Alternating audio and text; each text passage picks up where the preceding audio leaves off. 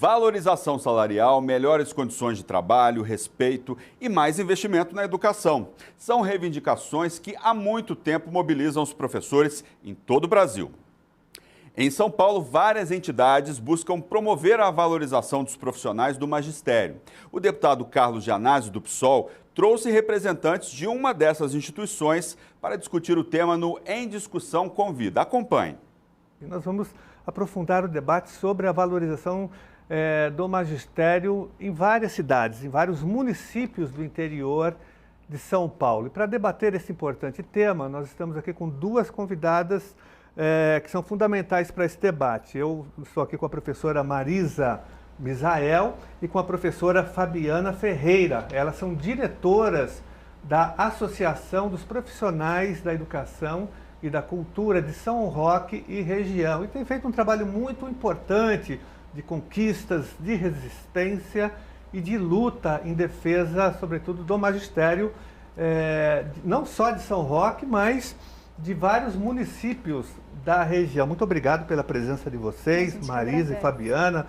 E primeiro já parabenizando vocês pela luta que vocês têm feito, têm acompanhado o trabalho exemplar, um trabalho pioneiro de defesa dos profissionais da educação como um todo, não só de São Roque, mas de toda a região. E é muito importante a presença de vocês aqui hoje na TV Assembleia, que é uma TV pública do Estado de São Paulo, né, para fazer esse debate, para que a população do Estado entenda o que vem acontecendo nas prefeituras, nos municípios, em relação a esse tema que nós vamos debater, valorização e desvalorização do magistério municipal. Primeiro eu queria que vocês falassem, começando com a Marisa, sobre o surgimento, como que foi a ideia de criar uma associação, né, alternativa de professoras, professores, de profissionais da educação nessa região de São Roque, que engloba também, eu sei, Ibiúna e várias outras prefeituras e cidades da região. Quando que surgiu a associação de vocês e quais são as principais lutas que vocês estão tendo nesse momento? Boa tarde, professor, deputado, muito obrigada pelo convite, né? É um prazer estar aqui na LESP.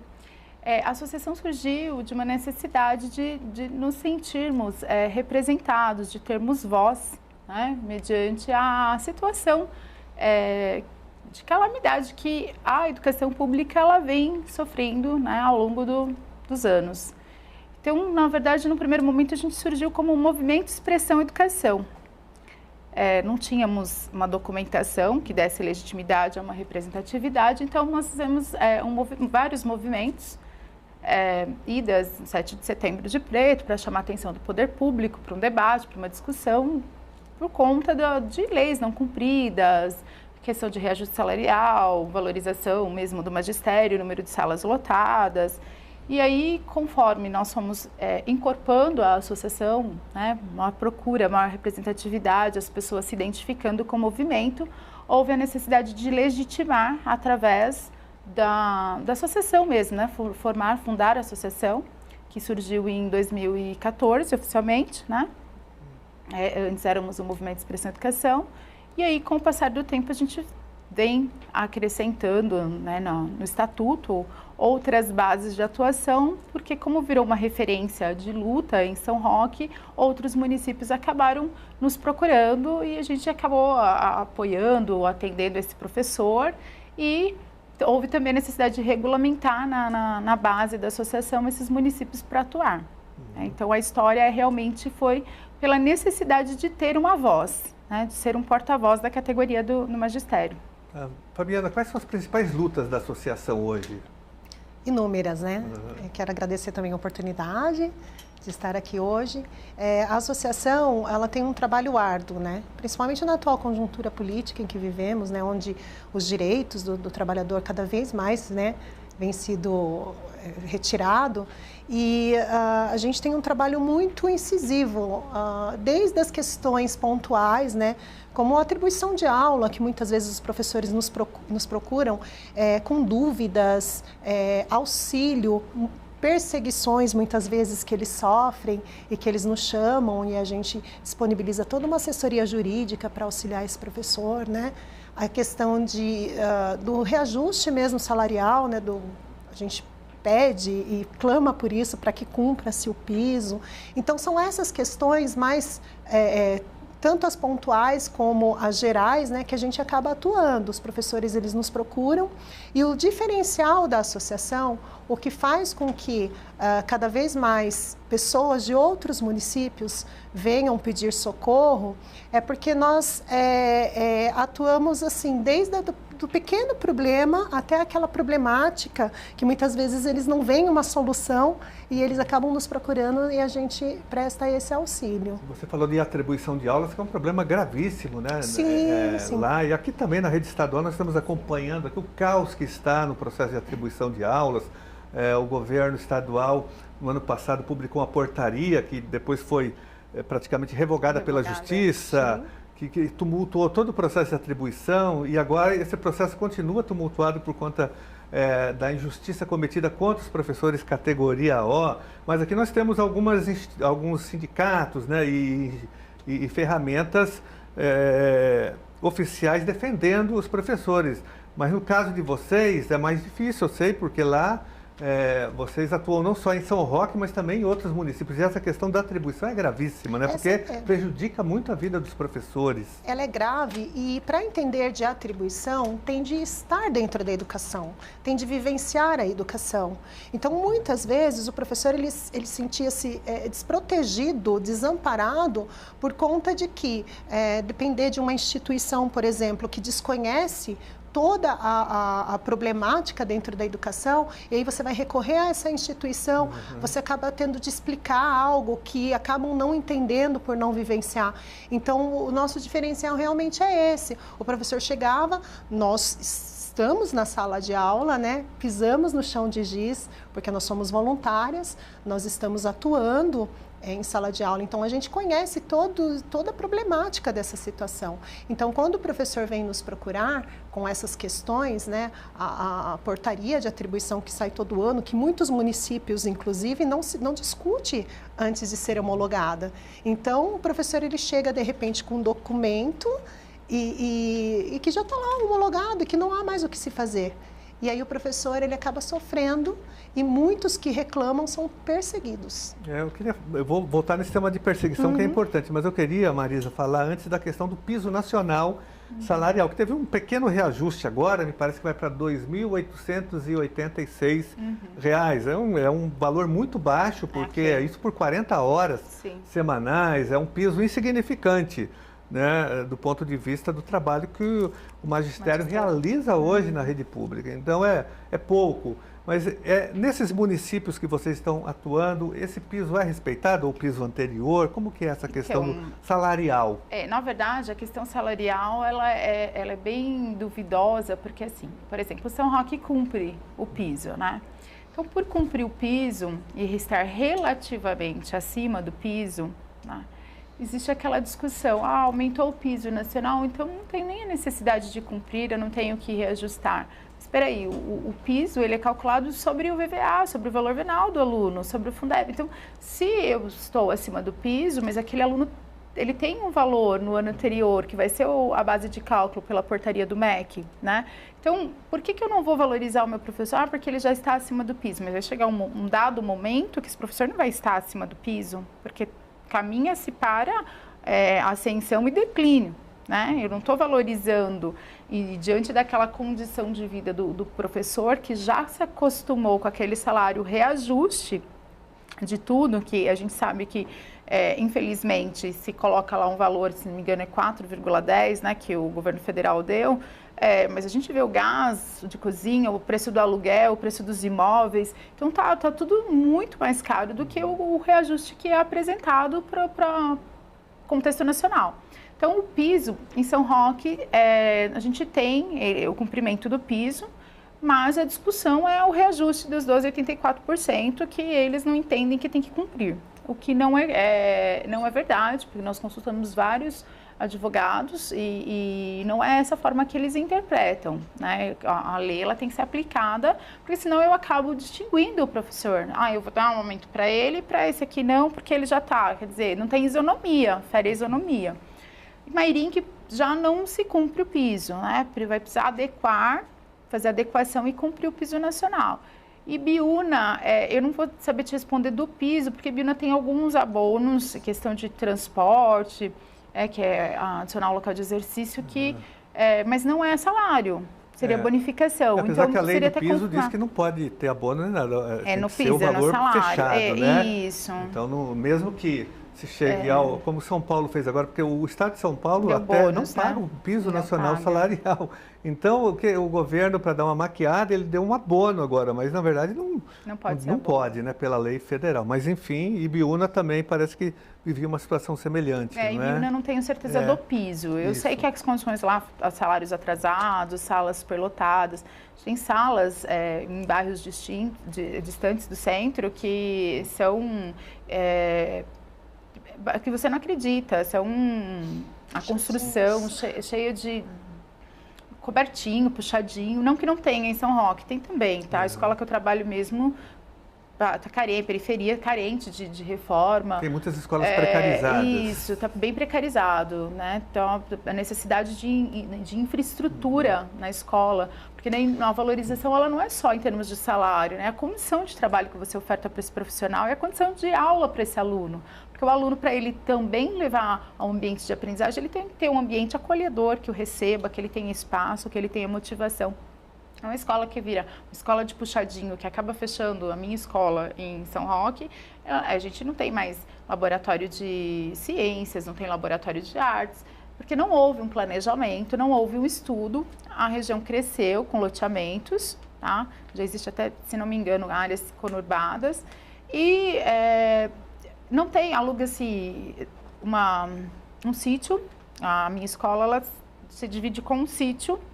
Esse sítio também já não tem mais nem espaço, tem EMEI alugado, então o bairro ele cresceu de uma forma que faltou um planejamento, um estudo, né, de crescimento vegetativo ali daquele local, daquela região, para poder garantir uma qualidade melhor de educação. Então a gente fala de piso, né, que é o que a gente enxerga de imediato, salário, mas não é só o piso, a gente tem também a questão da estrutura física, da condição de trabalho, do número de alunos por sala de aula, que infelizmente ainda é pífio.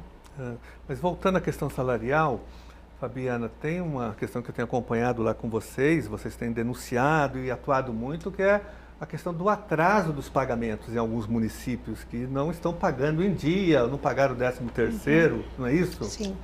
Ocorre o seguinte... Acho que Ibiúna estava vivendo essa situação. Ibiúna é a situação mais grave, né? Porque, assim, a Mairink, nós passamos por uma situação bem parecida, onde houve o atraso.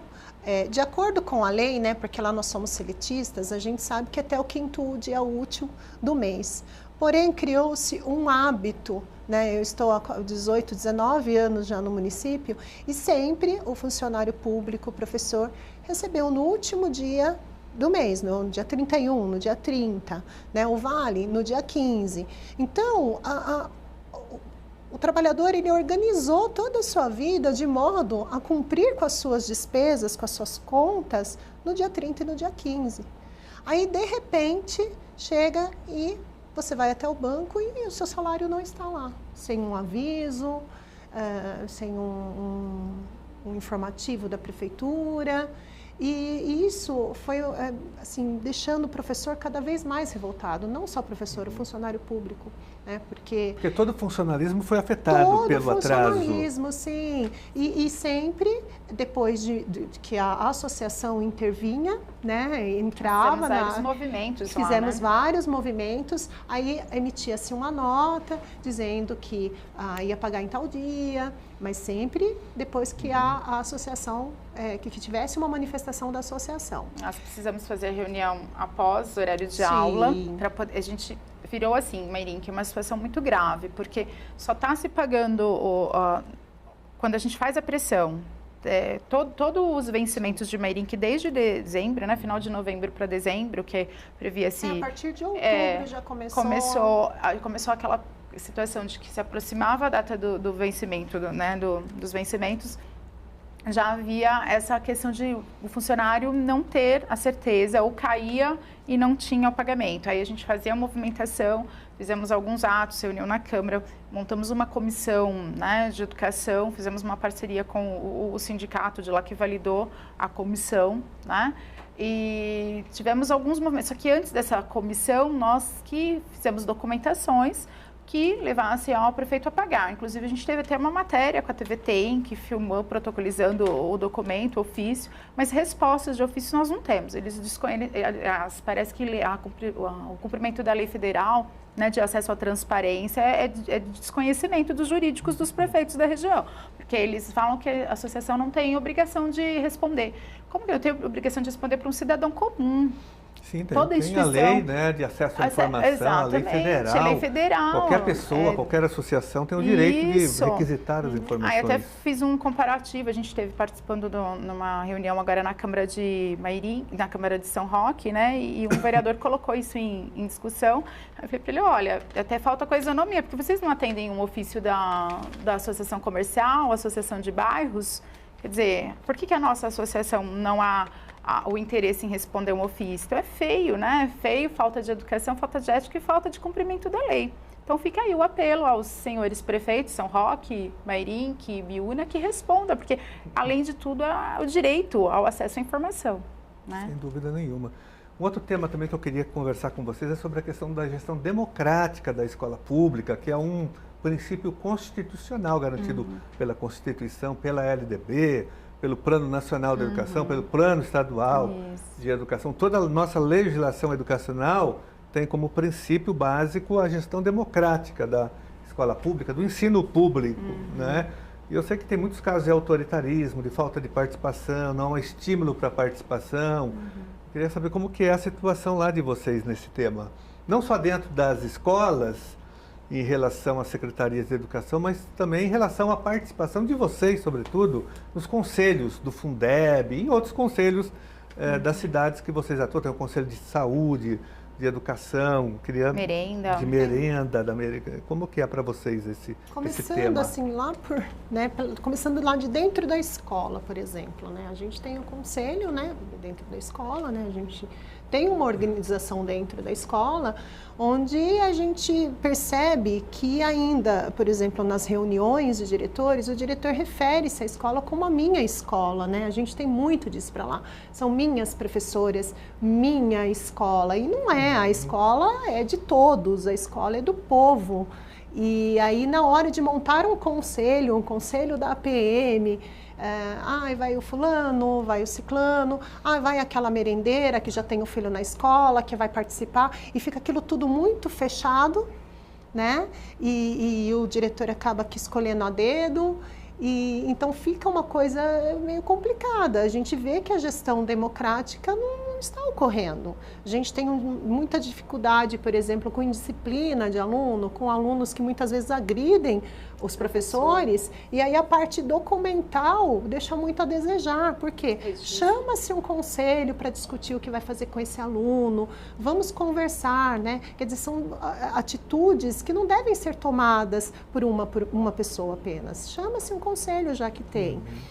Por muito tempo a gente ouve que, mas o professor não quer participar de conselho do Fundeb, não quer participar de conselho municipal. Quer.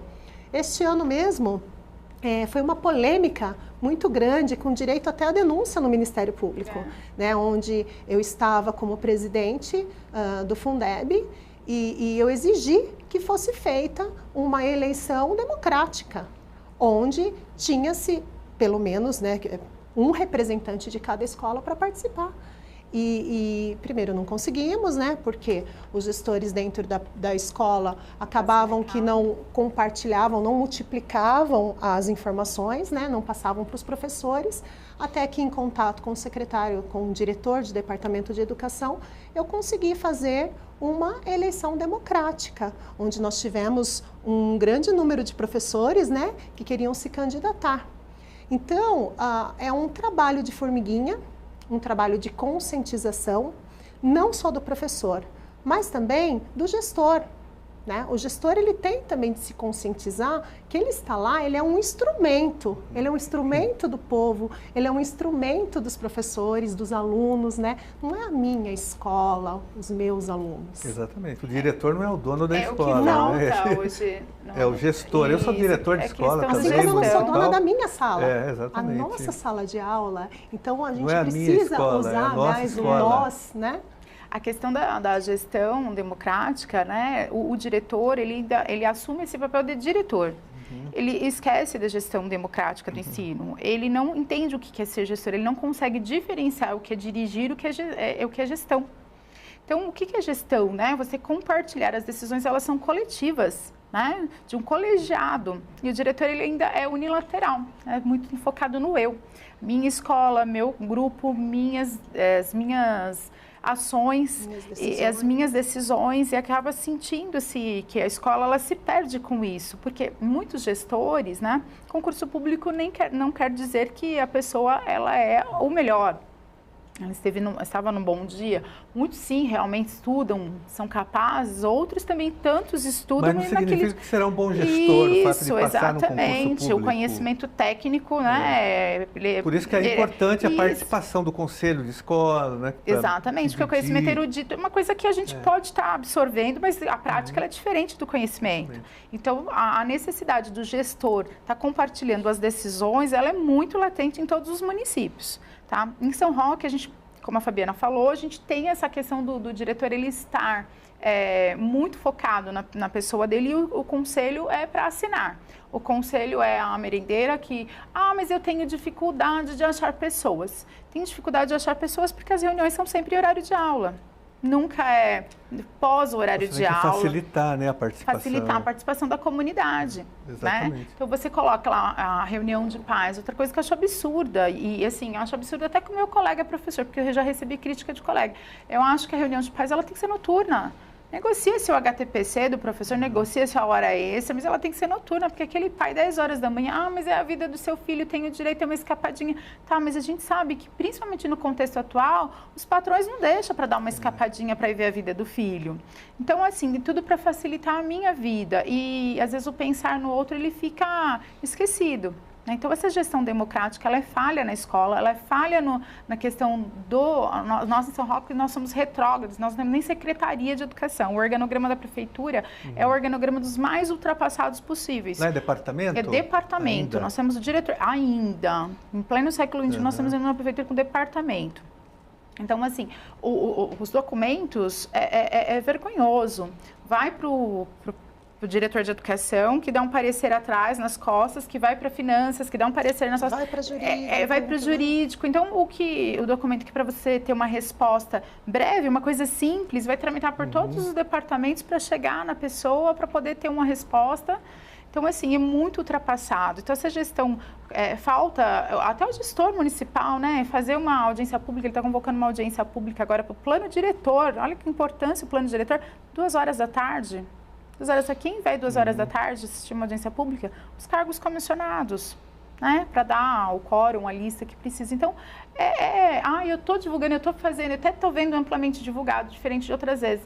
Mas o horário está amplamente divulgado. Aí que vai falar, ninguém vai porque não tem interesse. Lógico que não tem interesse. 2 horas da tarde, ninguém consegue ir. E sabe que quando uma escola tem um conselho de escola bem estruturado, participativo, a escola funciona melhor, é bom para todo mundo, para o aluno, para os profissionais da educação e para a própria gestão. Até porque o conselho de escola hoje, ele também é deliberativo, ele não é só consultivo, ele delibera. Aliás, ele tem mais força que o diretor da escola ou a diretora. Então, ele é importante, você tem que fortalecer o conselho de escola, a PM também, o Grêmio estudantil, essas 3 instituições auxiliares, né, que a gente diz da gestão, são fundamentais. Mas o conselho é a ferramenta mais importante da gestão democrática. E é importante conscientizar o professor de participar, né? De querer participar. O professor, sobretudo, tem que dar o exemplo. Né? De exigir essa participação, essa clareza, porque às vezes a gente não sabe nem o critério que foi escolhido aquele professor. Tem que ter eleição, né? Cada segmento elege, os professores elegem o seu professor. E não acontece, na prática não acontece. Os funcionários, os pais, os alunos também participam do conselho de escola. Exato. Isso é fundamental, isso é gestão democrática. E depois a participação, a deliberação. Pais, alunos, porque é aí que começa todo o processo democrático. Ali que o pai, ele sente como parte integrante o aluno. Sabe o que eu percebo? Eu percebo assim, que tem muitos gestores que querem uma distância dos pais. Sabe, aquele portão fechado, o pai pedindo autorização para entrar. Quando chega um pai que quer assistir uma aula, é aquele alvoroço. E aí eu comparo muito com um restaurante. né? Há um tempo atrás era tudo, a cozinha, né? Era um local lá fechado, escondido, você não tinha acesso. E aí começaram a abrir as portas da cozinha para que o cliente entrasse e verificasse todo como era o trabalho. E é a mesma coisa a escola. Se está funcionando, se está fazendo tudo certinho, por que não? Deixa o pai entrar, deixa o pai participar, deixa o pai sugerir. Não é? Às vezes o pai reclama porque ele não conhece a estrutura da escola, ele não vivencia aquilo. Vamos lá, pai, vamos participar. Reclama que o aluno cai no recreio, a inspetora não olhou. Vamos lá participar do recreio para você ver como que é. Né? É dinâmico, Fica né? um dia muito dinâmico. como voluntária. Então, é trazer mesmo a população para dentro da escola para eles começarem todo esse processo. A conversa entre o deputado Carlos Janásio do PSOL e as professoras Marisa Mazael e Fabiana Teixeira, diretoras da Associação dos Profissionais da Educação de São Roque e região, continua logo após um rápido intervalo. Até já!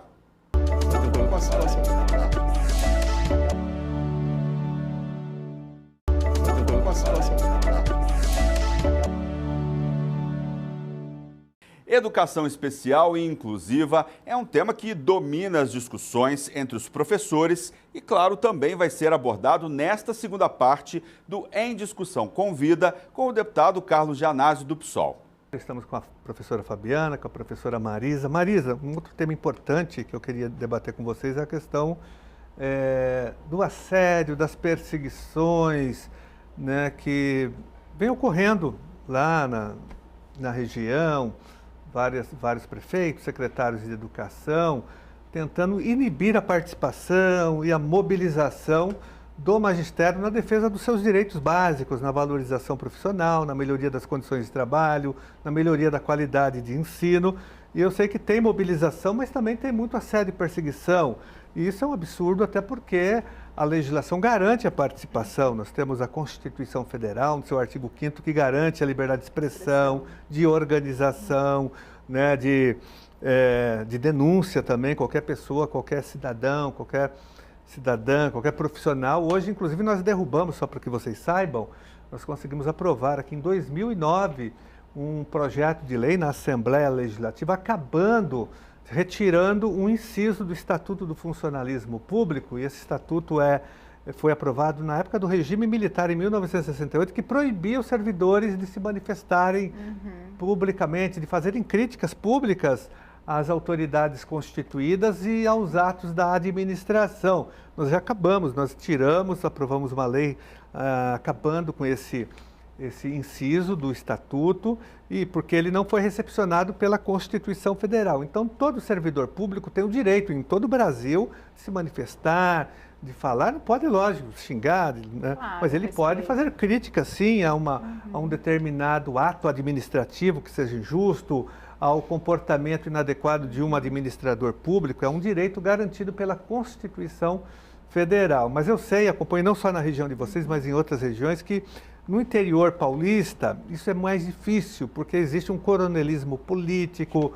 Em muitos lugares, assim, o prefeito é amigo do promotor, do juiz, do dono do jornal, do presidente da Câmara. Então, eles se encontram no mesmo clube, formam um bloco fechado. Então, é mais difícil a organização e a mobilização de servidores e de trabalhadores em geral, né? E em muitos municípios também nós temos sindicatos pelegos, sindicatos que são comprados, que não defendem de fato os interesses dos servidores, dos trabalhadores e das trabalhadoras, principalmente na nossa área da educação. Conheço vários municípios nessa situação, porque o sindicato tem que sair em defesa dos servidores sempre. O sindicato não pode estar aliado ao prefeito da cidade, ele tem que defender, e os vereadores também. O vereador tem que fazer fiscalização, tem que fiscalizar, denunciar e defender a educação, defender mais investimento na educação, valorização do magistério, enfim. Mas isso não, eu sei que não acontece em muitos municípios do estado de São Paulo. Lá também vem acontecendo isso? Como que é a realidade de vocês de perseguição, de assédio? Bom, eu achei até interessante, eu até sorri a hora que o senhor falou do inciso que vocês derrubaram, que foi justamente esse inciso que eu respondi sindicância. Foi muito coincidência o senhor ter colocado assim em pauta, porque na gestão anterior, né, quando a gente iniciou com a associação, existiu uma situação do nosso fundo de seguridade e eu nem fiz uma denúncia, eu fiz um questionamento via rede social.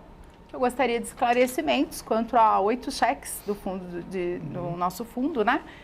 E por conta disso foi me colocado que o servidor público ele não pode se manifestar. Eu falei, como não? É minha aposentadoria. Tem uma situação conturbada de 8 cheques e eu não tenho direito de saber. Então, e todos os funcionários que comentaram no meu post responderam sindicância junto a mim. A gente sentou tudo num banquinho. Então, assim, o coronelismo realmente é bem provinciano ainda, né? E a gente percebe que os ataques são pessoais. Eles não conseguem distinguir o que é profissional, né? Que a Marisa, professora na sala de aula, avalia o meu trabalho, minha condição, né? A Marisa funcionária. Então, eles avaliam a Marisa pessoa, né? Ou se a Marisa tenha cometido um erro como pessoa, porque nós somos seres humanos, sujeitos a falhas. Então, este erro que eles vão focar para tentar denegrir a imagem de quem está à frente na luta. Eu respondi sindicância num momento até delicado da minha vida, porque eu estava passando por um problema pessoal com meu filho, né? Uma questão de cirurgia. E depois a gente vê, como a gente não tem como provar, né? A gente vê aí que supostas pessoas ligadas a partidos ou a instituições nos atacando via rede social, expondo que eu teria pego o dinheiro da campanha do meu filho, que fez 2 cirurgias na cabeça. Ele tem uma doença chamada cranistenose, uma doença muito grave, né? A dele ainda era pior, a oxicefálica, que fecha todas as suturas cranianas. Então, a gente percebe, assim, a falta de humanismo até, porque se presta qualquer papel por qualquer favor, né? Ou por qualquer carguinho. Então, é muito triste e nós continuamos tendo, porque o fato de não responder um ofício não deixa de ser uma perseguição. O fato de multar a associação, e olha que interessante, deputado, a multa da associação, nós estamos na 3ª multa que nós estamos pagando, dentro de um sistema que a prefeitura colocou, segundo a advogada que está legalizando, e o sistema estava inoperante. Então, quem falhou com o tempo hábil de cadastrar não fomos nós, porque a nossa documentação está lá, a advogada protocolizou lá, eles que trocaram o sistema e não implantaram. A primeira multa, está tudo bem. A gente teve uma situação que foi um problema no cartório de São Roque, que o cartório acha pelo em ovo, para o cartório de São Roque. Cada vez ia lá, eles mandavam retificar alguma coisa na ata, acabou passando o prazo. Então, a primeira multa a gente concorda, apesar de ter sido uma imensa demora no cartório. Até questiono, alguém fiscaliza essa morosidade? Porque o cartório de São Roque é muito moroso. A gente escuta até... esse pessoal que trabalha com vendas reclamar bastante, né, da morosidade. E aí a gente teve realmente essa morosidade, mas a gente está na 3ª multa, agora não é mais, a gente está com tudo regularizado. O que nos impede, então, de estar lá cadastrado? Aí, segundo a advogada, é o sistema que ainda não cadastrou. Na verdade, vocês estão sendo multadas na prática por estarem defendendo os profissionais da educação, né? De uma forma alternativa, porque vocês não são exatamente um sindicato. Somos voluntários, não né? são, exatamente. Então, somos isso é voluntários. Importante. Mas mesmo assim, há um processo também de perseguição em cima de vocês, né? A gente percebe que a perseguição ela é indireta, né? Ela acaba sendo por dificultar as coisas, porque nós estamos em sala de aula, em 2, 3 períodos, né? A gente tem um espaço, nós trabalhamos com inclusão, que a inclusão ela é um problema muito grande em São Roque e região. Atender a inclusão hoje, a lei que é de autoria sua, a 15.830, a gente... Isso, que limita o número de alunos por sala de inclusão. A gente cansa de cobrar, a gente ouve, regulamenta, não obriga. Os especialistas em educação especial e inclusiva, eles batem na tecla, por exemplo, que ela apenas regulamenta, que não é obrigatório. E aí, nisso, nós temos... que se for para falar de educação especial e inclusiva e de toda a problemática que a gente enfrenta nos municípios, eu acho que 40 minutos é pouco, né? Porque é uma problemática muito grande. E é um tema importante e garantido pela LDB também. Você tem que criar as condições para a inclusão, né? Limitando o número de alunos por sala, você tem que ter outros profissionais atuando junto com o professor. Agora, a senhora concorda comigo que a pessoa que está à frente para defender a inclusão, ela tem que olhar para mim e falar, olha, eu concordo com você que tem a lei, ou eu vou lá insistir com o prefeito, não sou eu. Não, ela defende que... Não, ela regulamenta, ela não obriga. Então, a pessoa que está lá para defender a inclusão... Nós aprovamos, uma e lei o que é regulamentar, eu apresentei, na verdade, é uma lei estadual, né, para a rede estadual, para a rede particular, que limita o número de alunos em 20 salas com matrícula de aluno com algum tipo de deficiência. Mas tem muita resistência do poder público na implantação da lei, mas isso nem precisaria de lei, seria tão óbvio que se você tem um aluno autista numa sala de aula ou com síndrome de Down, você não pode ter 40 alunos nessa sala, no máximo 20, 15 alunos para dar um atendimento personalizado para esse aluno. Eu tenho um sexto ano com 5 inclusões. Então, um absurdo Isso total. é incrível. É um atentado contra esses alunos e contra os outros. O professor, porque você não consegue fazer uma aula de qualidade, você não consegue, porque aí você tem que fazer a adequação curricular. Exatamente. Aí você tem 5 adequações curriculares, mais o seu conteúdo de sala. A prefeitura tem que criar as condições objetivas sem para a inclusão. Que nós temos a inclusão com laudo e a sem laudo. Porque nós temos vários que aí a gente questiona. Exatamente. Por que está sem o cuidador? Mas não tem laudo. Quer dizer, a pessoa que tem que olhar isso, ela tem que atender. Não importa que ele não tem laudo, porque o próprio ECA fala, eu tenho que respaldar, resguardar essa criança. Não importa se ele tenha laudo. E o poder público, ele tem a função de resguardar essa criança. Então, você bate com a pessoa, olha, mas pelo menos o cuidador. Ah, mas não tem laudo. Onde está escrito que o laudo é o critério para que essa criança tenha um cuidador? Exatamente. Né? Sabe o que é incrível, assim, que, por exemplo, tem escolas, né, que tem uma clientela maior, por ser um bairro mais populoso, mas o que eu vejo, principalmente em Mairim, que, né, a gente bate tanto nessa tecla, né, da lei da inclusão, mas não dá, porque vai diminuir, vai aumentar o número de salas, só que a cada ano fecha-se salas. Exatamente. A cada ano. Exato, o ano passado, na minha escola, fechou-se uma sala, esse ano fechou mais uma. E nessa, o que vai acontecer? Vai aumentando o número para o professor, né? São apenas números, né? É uma argumentação altamente contraditória, porque tem uma política de fechamento de salas em todo o estado de São Paulo, da rede estadual, das redes municipais, né? Eles estão enxugando, porque eles não querem mais investir em educação, na verdade. A verdade é essa, mas é possível sim, hoje já é possível em várias regiões do estado diminuir o número de alunos por sala, não só na sala com aluno com deficiência, mas no geral. A nossa grande luta do Magistério Nacional hoje é para que em cada sala de aula tenha no máximo 25 alunos. Isso já é possível, como eu disse, em várias regiões do Brasil, em São Paulo, porque se fechou tantas salas, de turnos, salas e até escolas são fechadas no estado de São Paulo, pela rede. Então, já é possível fazer essa adequação em várias regiões do estado. Mas eu queria só, antes de terminar o programa, conversar com vocês em mais um tópico, falar das conquistas aí de vocês. São várias lutas, né, várias bandeiras, mas tem conquistas também. Vocês dão uma assessoria para vários professores e professoras da região. Queria que vocês sintetizassem o que foi mais importante, o que está sendo mais importante nessa luta e de conquistas. É gratificante, apesar do pouco tempo que nós dispomos para essa finalidade, a gente acaba tendo uma dedicação exclusiva, porque é o ideal, acreditamos nisso, e as conquistas, elas aparentemente são poucas, mas diante do que era e do que é, elas são valiosas e elas são significativas, porque São Roque, por exemplo, a gente... outro dia até falei, tinha esquecido que a gente conseguiu isso. A gente não tinha, nas férias, no vencimento de janeiro, o bônus assiduidade. Então, lá atrás, nós fizemos uma batalha e eles começaram a efetuar o pagamento.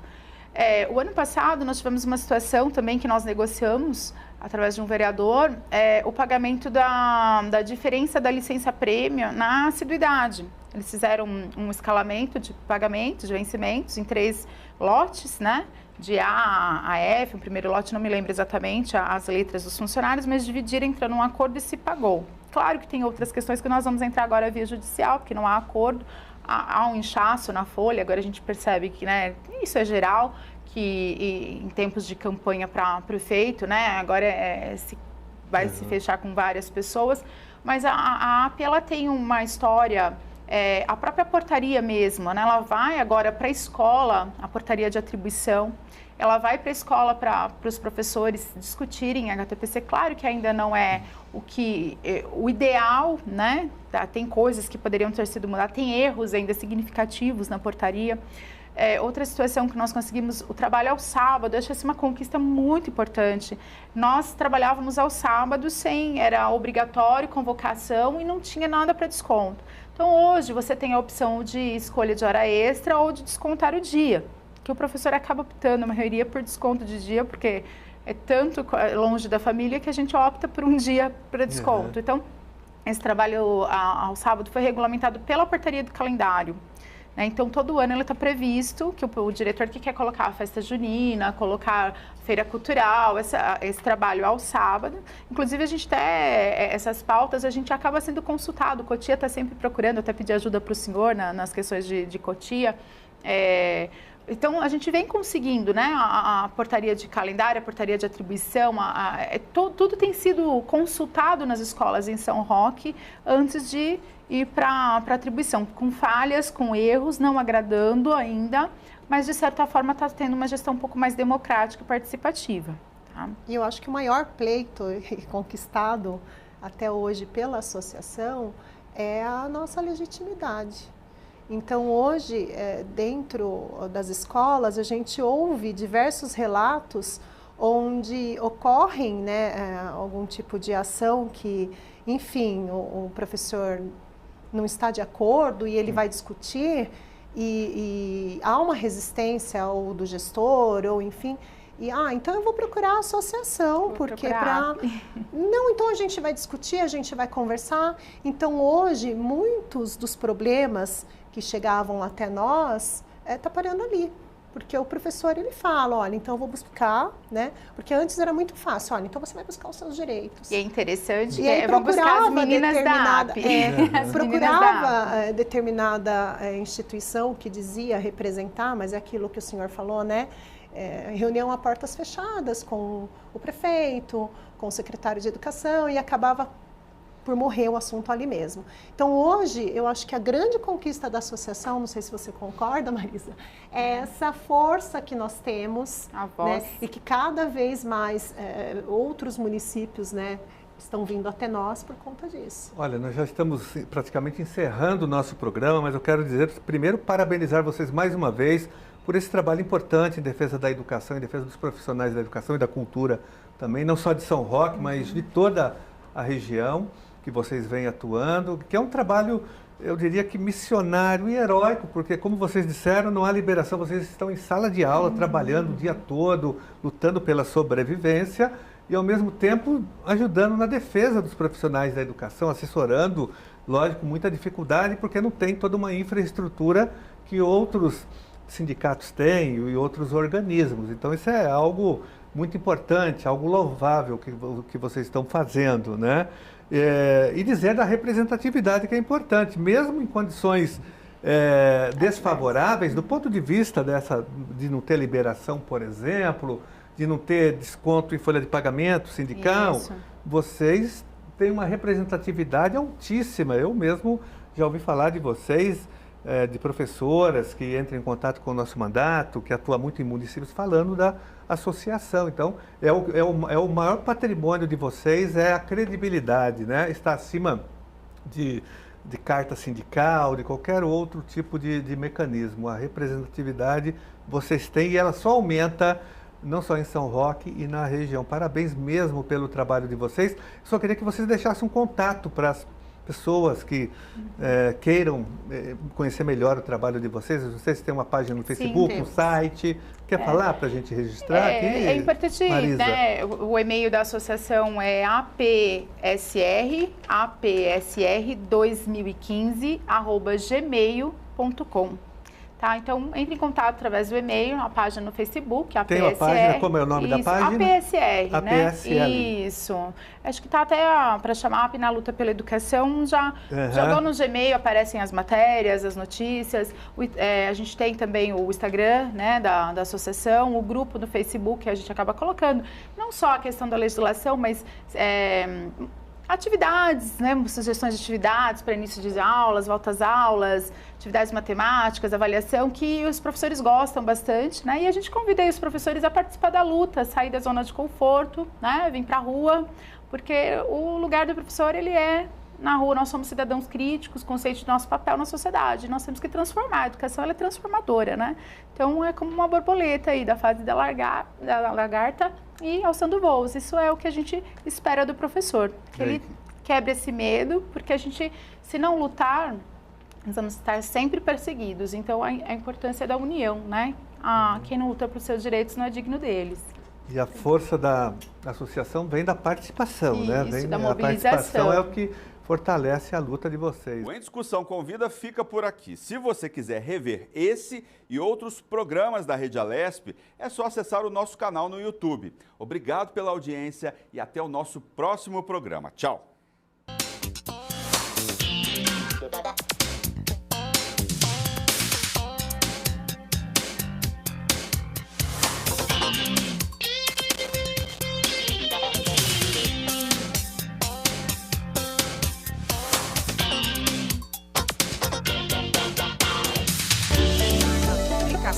Vale a pena. Eu tô com a situação.